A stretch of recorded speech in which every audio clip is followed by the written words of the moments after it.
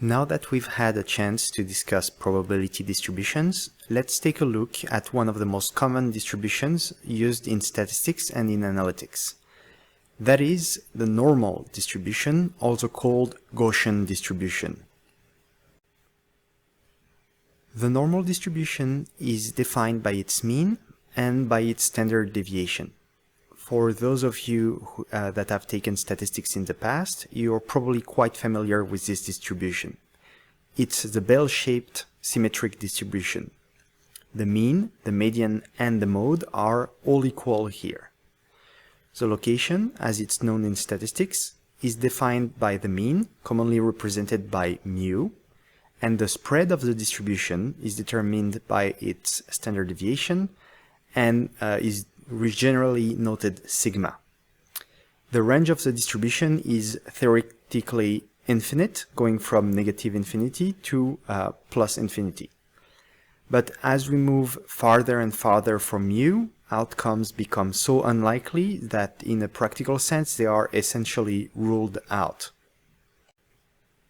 I said that this is one of the most commonly used distributions in statistics, and that's because many phenomena are approximately normally distributed. It becomes very helpful for defining real-world outcomes, and this occurs anytime when there is a large number of small contributions to the total variation. As we saw before, when we only have 2 coin flips, it's not really a normal distribution. But when we start increasing the number of coin flips, that means we increase the number of contribution to the variation. Let's say if you have 1,000 coin flips, you have 1,000 contributions to the total variation. Then the distribution becomes approximately normal. Some common examples for this distribution include people's height, people's weight, reading speeds, exam scores, corn yields in the Midwest, daily hospital admissions, the diameter of apples. They all follow normal distributions. But I don't want you to think that all phenomena are normally distributed. There are a number of very valid counterexamples, for instance, the number of daily car accidents at a given intersection.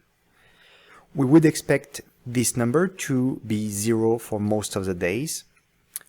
Occasionally there'll be 1, possibly 2 accidents, but we would hope that it's very rare that you see much more than that. Notably, you can't have a negative number of car accidents at this intersection.